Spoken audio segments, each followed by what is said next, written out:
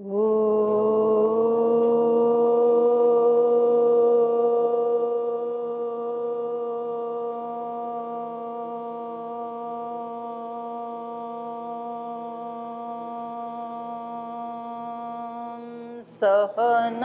सहनावतु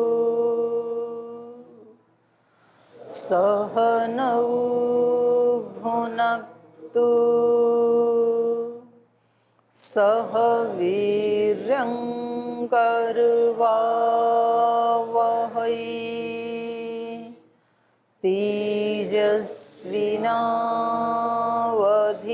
तेजस्विनावधीतमस्तु मा विद्विषावहै। ॐ व्रतानां व्रतपते व्रतं चरिष्यामि तच्छकीयं तन्मेराध्यताम्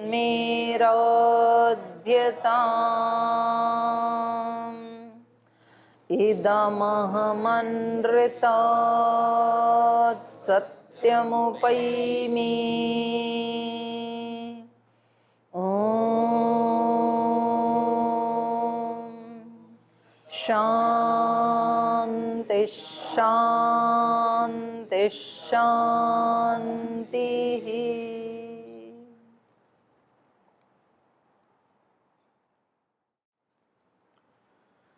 अयोध्या कांड के तृतीय सर्ग में हम कल पढ़ रहे थे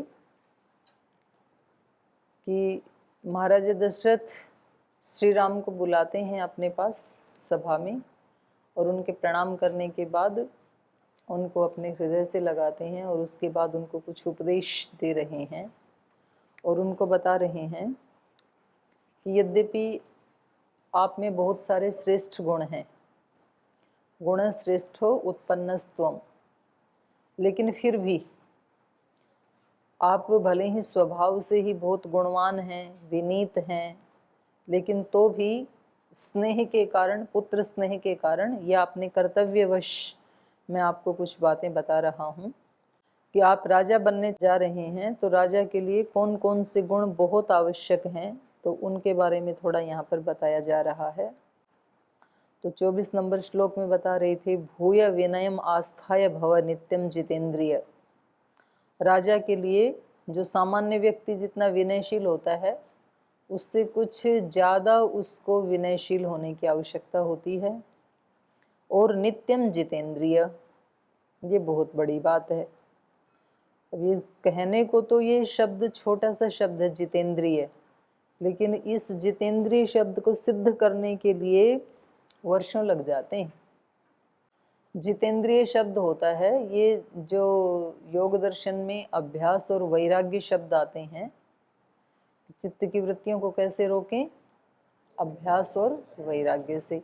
और गीता में भी वही बताया, गीता में भी कहा ना कि ये मन तो बड़ा चंचल है, इंद्रियां भी बड़ी प्रमाथीनी हैं।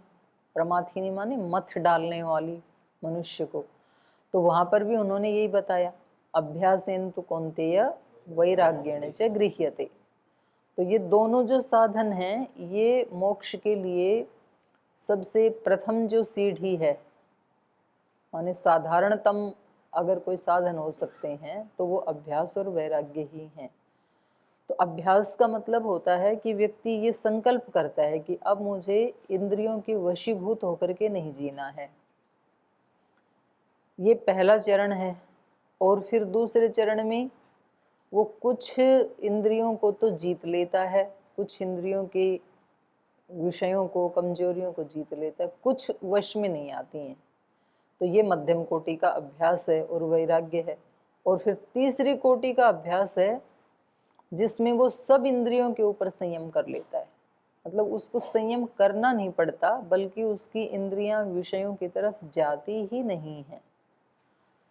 इस अवस्था को कहते हैं जितेंद्रिय। तो ये बहुत श्रम साध्य है ये शब्द।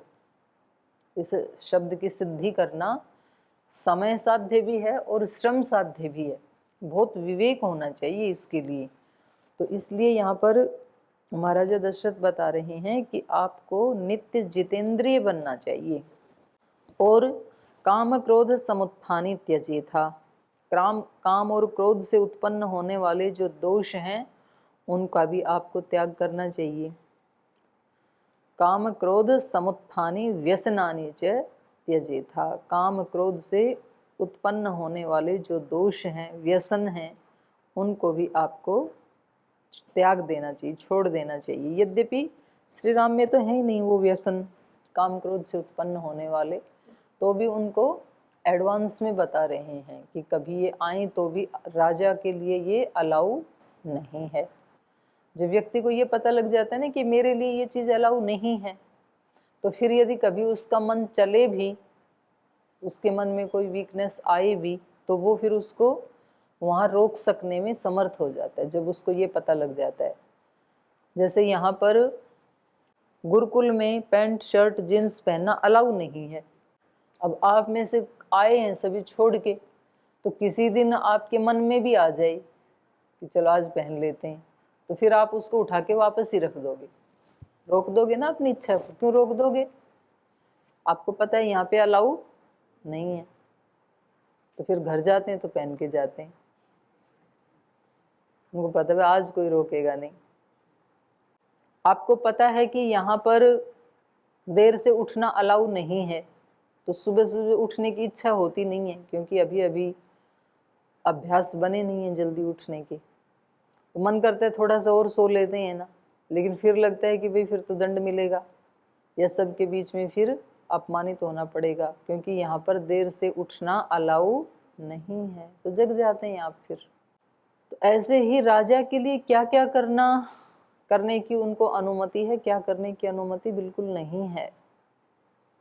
कुछ चीज़ें ऐसी हैं ना जो गुरुकुल के बाहर के युवा कर सकते हैं, और उसको कोई बहुत बुरा भी नहीं माना जाता है लोक में, लेकिन गुरुकुल के अंदर नहीं कर सकते हैं, गुरुकुल में बहुत बुरा माना जाएगा उसी चीज़ को, तो फिर नहीं करते हैं हम। तो इसलिए काम क्रोध आदि से उत्पन्न होने वाले दोष कोई सामान्य व्यक्ति करे तो कोई बात नहीं है, लेकिन राजा को करना अलाउ नहीं है। ये महाराजा दशरथ उनको समझा रहे हैं। तो यहाँ तक हमने पढ़ा। आप कुछ पूछना चाहें तो पूछ सकते हैं, पीछे के पार्ट से पूछो। ओम माता जी, जीवन में वैराग्य कैसे लाएं? वो तो पढ़ाऊंगी मैं, आज उसमें बैठ जाना, योग दर्शन की कक्षा में आ जाएगा। आप तो सेवा में हैं कि कौन सी कक्षा में हैं आप? हैं सेवा में है ना, तो उस कक्षा में बता देंगे। आज जो सूत्र पढ़ना ही है ना इसके बाद। और कोई प्रश्न किसी का? ओम दीदी जी प्रणाम। प्रश्न ज़्यादा चिंतन किया करो, जो पढ़ते हैं ना, कितना पढ़ लिया वो ज़्यादा महत्वपूर्ण नहीं होता है, वो पढ़ा हुआ कितना हमारे अंदर है वो ज़्यादा महत्वपूर्ण है। और जब उसको अपने अंदर अपना एक जीवन का पार्ट बनाना है तो उसके ऊपर चिंतन भी करना पड़ेगा। चिंतन करेंगे और उस चिंतन के अपने कर्मों के साथ टैली करेंगे तो बहुत सारे प्रश्न उठेंगे। फिर थोड़ी थोड़ी देर में प्रश्न उठेगा, जब उसको अपने जीवन के साथ जोड़ेंगे तो इस दृष्टि से रामायण पढ़ें जी। हाँ दीदी जी, ये हम जब कल पढ़ रहे थे कल के पाठ में, तो यहाँ पर मनुस्मृति का उदाहरण दिया हुआ है। तो यहाँ पर कहा ये 10 जो गुण आपके कर्म होते हैं, या 10 जो ये आपके क्रियाएं होती हैं, वो कामज होती हैं और एक तरह का व्यसन होती हैं ये मनुस्मृति में। तो यहाँ पर एक गाना बजाना ये भी एक तरह का दोष कहा गया है। और साधु सन्यासी तो मतलब भजन करना, कीर्तन करना, ये भजन तो अलग बात होती है। वाद्य यंत्र इत्यादि सारे बजाने में आ जाते हैं। तो वाद्य यंत्रों में भी तो क्या बजा रहे हैं वो है ना महत्वपूर्ण। तो एक तो वो जो धड़ाम धड़ाम बजाते हैं वो भी वाद्य यंत्र ही है। तो मतलब कोई कमजोर हार्ट वाला हो तो उसका हार्ट फेल ही हो जाए, इतनी जोर से बजाएं।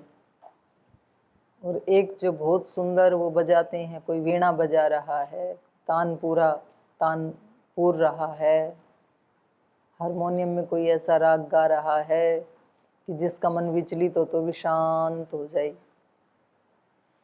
तो यहाँ पर जो राजसिक और तामसिक नाच गान आदि हैं उसका यहाँ पर दोष माना जाएगा, वो ठीक नहीं है। सात्विक तो नृत्य भी एक कला है, तो उसका मना ही नहीं है, तो वो प्रसंग से जानना पड़ेगा।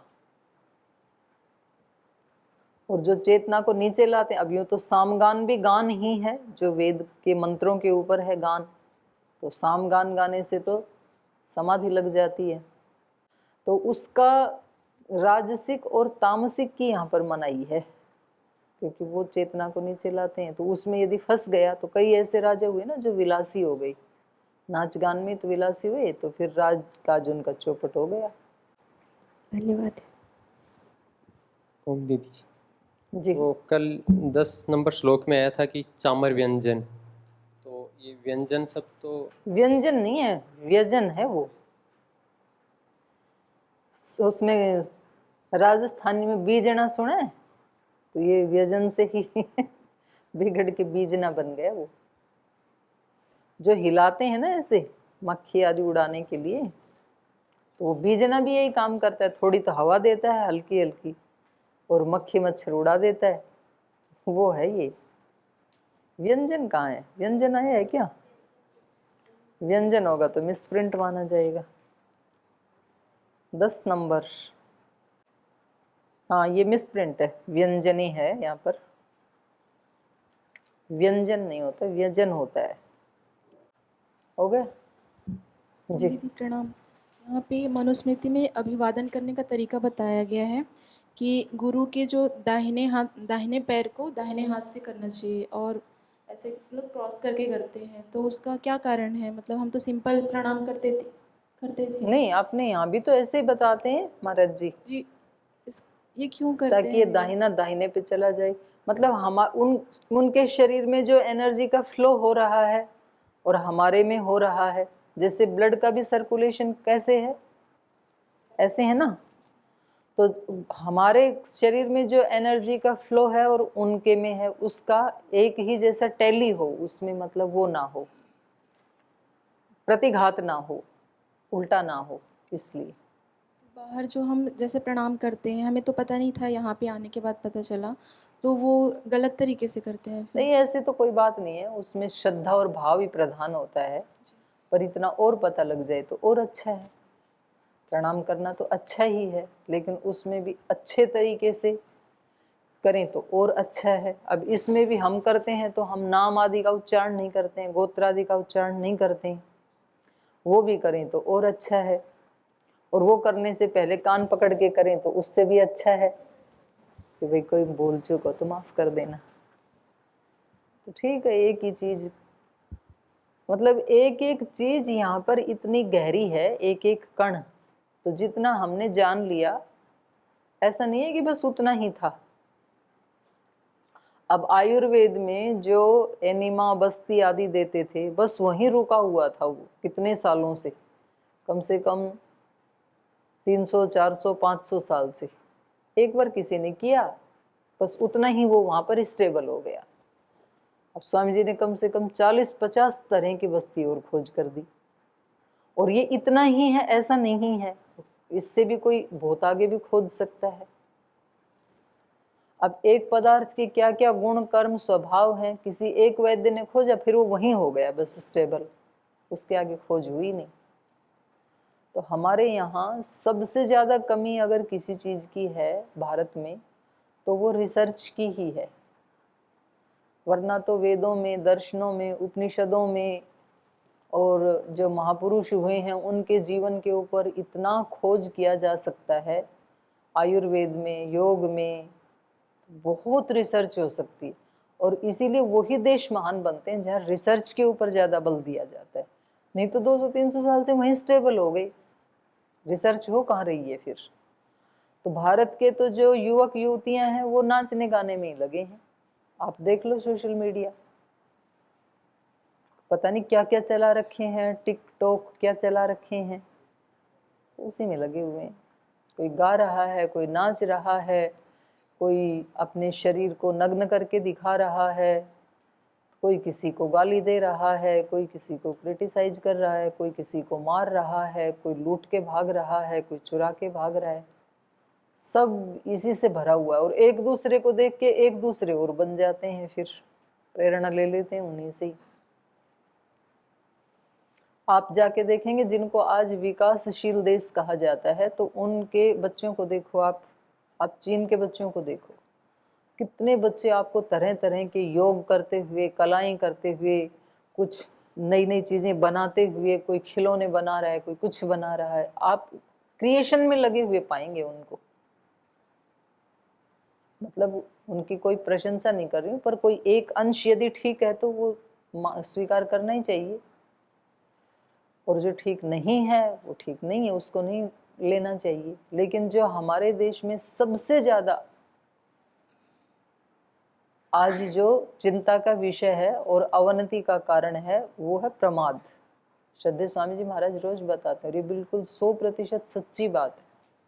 प्रमाद के कारण इतने रोग हैं, क्योंकि सुबह उठते नहीं हैं, क्योंकि रात को सोते नहीं हैं। सोते ही 1-2 बजे हैं तो सुबह कैसे उठेंगे? टाइम पे उठते नहीं हैं तो योग आदि नहीं करते हैं, योग आदि नहीं करते हैं तो बीमार पड़ते हैं। तो जवान भी बीमार हैं, आज देश के बच्चे भी बीमार हैं। माने बीमार होना तो कम से कम 40-50 साल के बाद अलाउ होता था ना, उससे पहले तो बीमार होना अलाउ ही नहीं होता था। आज से लगभग 5000 वर्ष पहले चीन में ऐसी चिकित्सा पद्धति थी कि डॉक्टर को किसी पेशेंट की बीमारी को ठीक करने के पैसे नहीं दिए जाते थे। फैमिली डॉक्टर जो होते थे उनको पैसे जमा करवाए जाते थे, लेकिन वो बीमार होने पे बीमारी ठीक कर दे उसके पैसे जमा नहीं करवाए जाते थे। बीमार होने ही नहीं देगा वैद्य, उसके पैसे दिए जाते थे। तो ये आपको इस महीने के 1000 रुपये जमा करवा दिए, आप हमारे फैमिली डॉक्टर हैं, तो आपका अब ये दायित्व है कि आप हमें बीमार नहीं होने देंगे। और वो ऐसा ही करते थे।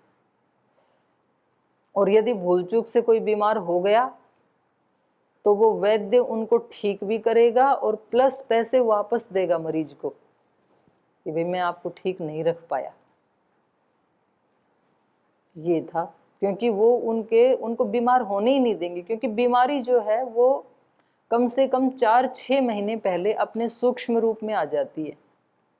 तो जो वैद्य नाड़ी देखते थे ना, उससे उनको पता लग जाता था 4 महीने बाद इसको ये हो सकता है, तो पहले ही उसका इलाज कर देंगे, वो उसका खान पान ठीक कर देंगे, उसको कौन से व्यायाम प्राणायाम करने वो बता देंगे। नाड़ी को देख करके, शरीर के लक्षणों को देख करके, हार्ट बीट को देख करके वो अंदाज़ा लगा लेते थे 4-6 महीने पहले। वो सूक्ष्म रूप में आती है और हम सूक्ष्म रूप में उसको खींचते जाते हैं, तब कहीं जाके वो 4-6 महीने के बाद स्थूल रूप में आती है। हम तो पूरे PhD है ना आलस्य प्रमाद में, तो भारत वाले तो। विद्यार्थी पुस्तकें कब उठाता है, पुस्तकों की सुध कब लेता है भारत में? जब डेट शीट निकल जाए ना कि पेपर अब 5 तारीख से हैं, तब 5 दिन पहले पुस्तक खोलता है। उससे पहले तो ठीक है, वो कहते रहे हम भाई दोहरा के आया करो, प्रश्न पूछा करो, आज का पाठ आज ही तैयार कर लिया करो। सुनता कौन है? पर अभी तो शुरू हुआ है सेशन, अभी कहाँ तैयारी। प्रतियोगिता के लिए विद्यार्थी जोर कब लगाते हैं पक्का करने का? 10-15 दिन पहले, उससे पहले तो ढीला ढीला चलता रहता है। लोग अपने घर में बिजली का बिल कब जमा करवाते हैं? जिस दिन लास्ट डेट हो। अपने मोबाइल को रिचार्ज कब करवाते हैं? जब बिल्कुल उसमें 2 रुपये, 5 रुपये, 10 रुपये बच जाएं। घर में झाड़ू कब लाते हैं? जब पहले वाली बिल्कुल ही झाड़ू लगाना बंद कर दे, उसमें बचा ही नहीं एक भी रेशा।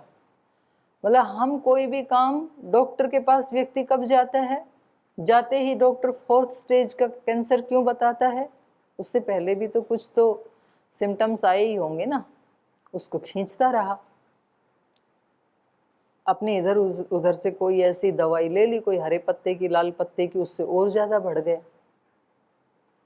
तो टाइम के ऊपर न संभालने से हमारी सारी बीमारियां, मन की, तन की, समाज की, राष्ट्र की, फिर वो बढ़ेंगी वो तो अच्छे वैद्य तो वो ही होते हैं जो अपने रोगी को बीमार होने ही ना दें। उसको अच्छा वैद्य माना जाता है। और अभी भी काम चल रहा है दुनिया के कुछ देशों में इसके ऊपर कि भाई हम कुछ ऐसा उपाय करें कि वो व्यक्ति बीमार ना हो, उससे पहले ही हम उसको संभाल लें। ऐसे था जी। ओम प्रणाम दीदी जी। इसमें राजा दशरथ जी के जो घर था वो तो अयोध्या ही था, लेकिन माता घर कौशल्या अयोध्या था। अयोध्या में वे राजा थे, अयोध्यापति थे वो। लेकिन जो माता कौशल्या थी उनका गृह कहाँ था? जो उनका जो माता जी का घर पीहर, हाँ। छत्तीसगढ़ में। छत्तीसगढ़ के हैं कोई यहाँ? अच्छा, आप खुद ही हो? तो मतलब अपने प्रशंसा सुनने के लिए पूछा ये प्रश्न आपने। छत्तीसगढ़िया सबसे बढ़िया, ऐसे बना रखी कहावतें, अपने आप ही बना रखी हैं। ऐसा नहीं है कि वहाँ पर कोई भी बुरा नहीं होता है, तो अच्छे बुरे लोग सब जगह मिलते हैं। लेकिन हाँ, कुछ प्रांत जो हैं वो स्वभाव से साधु होते हैं, तो छत्तीसगढ़ ऐसा है। तो उसमें कुछ तो थोड़े बहुत तो मिल ही जाते हैं। आप कोई यूँ कहे जी यहाँ भी हैं छत्तीसगढ़ के। जैसे हिमाचल प्रदेश है, शांत प्रकृति के लोग रहते हैं बिल्कुल। अब एक आध तो मिल ही जाएगा ऐसे। तो चलो इस टॉपिक पे नहीं जाएंगे, नए प्रश्न आ जाएंगे। और कोई प्रश्न है किसी का? आप तो अभी पढ़ लो 1-2 दिन भाई, अभी तो आज नए आए हो, चिंतन कर लो। इधर योगेश जी को दे दो। चलो आप भी पूछ लेना कोई। ठीक, प्रणाम माता जी। जी। मेरा ये क्वेश्चन था कि जो पुरुषार्थ करने वाले हैं या साधक प्रवृत्ति के मनुष्य हैं, उनके सामने ही बाधाएं अधिक क्यों आती हैं? और जो सामान्य मनुष्य रहते हैं उनके जीवन में मतलब सामान्य तरीके से वो जीवन जीते रहते हैं, और जो साधक है उसके अंदर विकार भी आते हैं, और जो पुरुषार्थ करते हैं उनके अंदर मतलब बाधाएं अधिक उपस्थित होती है। इसका कारण जानना था। क्योंकि उनको कुछ स्पेशल चाहिए ना, तो स्पेशल के लिए स्पेशली परीक्षा देनी पड़ती है। अब एक व्यक्ति को 5वीं कक्षा की परीक्षा देनी है तो थोड़े पुरुषार्थ से काम चल जाएगा। एक व्यक्ति को IAS की परीक्षा देनी है, उसको IAS की डिग्री चाहिए, तो बाधाएं भी फिर ज़्यादा आएंगी। एक व्यक्ति को पीतल खरीदना है तो 10-5 रुपये में मिल जाएगा। एक व्यक्ति को सोना खरीदना है तो 5-10 रुपये में सोना नहीं आएगा फिर। तो जो ज़्यादा पुरुषार्थी होते हैं, इसका मतलब है कि वो अपने सारे अज्ञान अंधकार को मिटा देना चाहते हैं किसी भी एक फील्ड में जिधर वो पुरुषार्थ कर रहे हैं। वो कोई भी फील्ड हो सकता है, वो धन कमाने का हो सकता है, यश कमाने का हो सकता है, विद्या अर्जन करने का हो सकता है, साधना उपासना का फील्ड हो सकता है। और उस फील्ड में वो शिखर को पाना चाहते हैं जो पुरुषार्थी हैं। तो इसका मतलब वो 1 नंबर का टॉप व्यक्ति बनना चाह रहा है ना। तो उस रास्ते की जो बाधाएं हैं उन सबको ही उनको पार करना पड़ेगा, क्योंकि वो परीक्षा है और परीक्षा तो होनी ही चाहिए। अगर परीक्षा नहीं होंगी तो फिर वो व्यक्ति कच्चा रह जाएगा, और क्योंकि वो जो शिखर है उसकी कीमत बहुत महंगी है, तो उतनी कीमत चुकानी ही पड़ेगी इस व्यक्ति को। जब इसको उपलब्धि इतनी ऊंची चाहिए तो इसको पेमेंट भी तो उतना ही करना पड़ेगा ना। लेकिन बस साधक का ये है कि वो ये सोच के रखे कि यदि भगवान ने मेरे को इस लक्ष्य को प्राप्त करने की प्रेरणा दी है तो निश्चित रूप से इसकी शक्ति पहले ही मेरे अंदर डाल दी है। कोई व्यक्ति कोई भी ऐसी इच्छा नहीं कर सकता जो पूरी ना की जा सके। कोई भी इच्छा, आप कितनी भी बड़ी से बड़ी इच्छा कर लें, वो असंभव नहीं है। वो शक्ति आपके अंदर है, तभी वो इच्छा उत्पन्न हुई है आपकी। तो ये चीज़ फिर उस व्यक्ति को हिम्मत देती है। और वो जो बाधाएं हैं उनको वो बाधा नहीं मानता है, फिर वो कहता है ये मेरे पथ की शोभा है। जैसे कोई खिलाड़ी है और वो बहुत बलशाली है, और उसके सामने कोई छोटे से बच्चे को लाके खड़ा कर दें, बोले आप इसके साथ कुश्ती करो, तो उसको अच्छा नहीं लगेगा। वो बोलेगा कोई मेरे टक्कर का व्यक्ति लाओ ना, जिससे कुश्ती करने में आनंद भी आए, इसके साथ क्या कुश्ती करूं, छोटा बच्चा है ये तो जो वास्तव में आगे बढ़ने वाले हैं वो उन समस्याओं को अपने पथ का श्रृंगार मानते हैं। वो कहते हैं कि ये नहीं आती, अगर ये बाधा नहीं आती तो इसको जीतने की जो क्षमता मेरे अंदर है वो विकसित नहीं हो पाती। ये बाधा आई तो मुझे पता लगा कि मेरे अंदर इसको भी जीतने की शक्ति है। इसलिए भगवान जो भेजे तो साधक बिल्कुल निश्चिंत रहता है, और कम से कम हमारे अंदर बाई चांस वो शक्ति ना भी हो किसी समय मान लो, तो फिर ईश्वर तो साथ है ना, वो तो सर्वशक्तिमान है, तो उससे मांग लेंगे और वो हेल्प करता है। जब हमने अपनी पूरी शक्ति लगा दी और अब हम उसके भरोसे हैं तो फिर भगवान हमारी रक्षा करता है। तो बाधाएं तो महापुरुषों के सामने, पुरुषार्थियों के सामने, साधकों के सामने आती ही हैं और वो आनी ही चाहिए, शुभ है वो उनके लिए। वो बाधाएं ही उनकी छिपी हुई शक्ति को उद्बुद्ध कर सकती हैं, वही उनको जागृत कर सकती हैं। तो ये स्वभाव, ये पथ का विधान है और वो अच्छा है, शुभ है। क्योंकि बीज को जब तक आप मिट्टी में दबाओगे नहीं ना, तब तक उसमें से अंकुर फूट नहीं सकता है। आप उसको एसी में रख दो, आप उसको फ्रिज में रख दो, आप उसको अलमारी में रख दो, उसमें अंकुर नहीं फूटेगा। और जब आपने उसको मिटा दिया बिल्कुल, उसको श्वास लेने की भी वहां पर पॉसिबिलिटी नहीं है, एकदम दबा दिया मिट्टी के नीचे, अब उसके अंदर जो शक्ति छिपी हुई थी अब वो एकदम से प्रकट होगी और वो उस मिट्टी को फाड़ के बाहर आ जाएगा, इतना कोमल सा अंकुर। हमने तो कितना बुरा किया था, उसको इतने नीचे दबा दिया बेचारे को, लेकिन वो दबाना ही उसके लिए शुभ है, वरना तो वो शक्ति उसकी उद्बुद्ध होती ही नहीं, अभिव्यक्त नहीं होती वो। तो इसलिए साधकों के सामने बाधाएं आना ही शुभ है। सारी अनुकूलताएं यदि दे दी जाएंगी तो साधक कभी भी साधक नहीं बनेगा। इसलिए अच्छे माता पिता और अच्छे गुरुजन कभी भी अपने बच्चों को बहुत ज़्यादा उसमें नहीं रखते हैं, फैसिलिटीज़ में। सुनाई थी ना महाराज जी ने कहानी, किस दिन आए थे उस दिन आप लोग नहीं थे या थे? हीरे के व्यापारी ने अपने बच्चों को जो भेजा था, किसको सुनाई थी कहानी? अच्छा हाँ, जो योगग्राम गए उनको सुनाया था। तो जो अच्छे गुरुजन होते हैं, जो अच्छे माता पिता होते हैं, वो उनको थोड़े से संघर्षों से गुजारते हैं बच्चों को, तभी तो वो पकेंगे, नहीं तो पकेंगे कैसे। तो अच्छी ही बात है ये, तो बाधाएं आना तो शुभ है।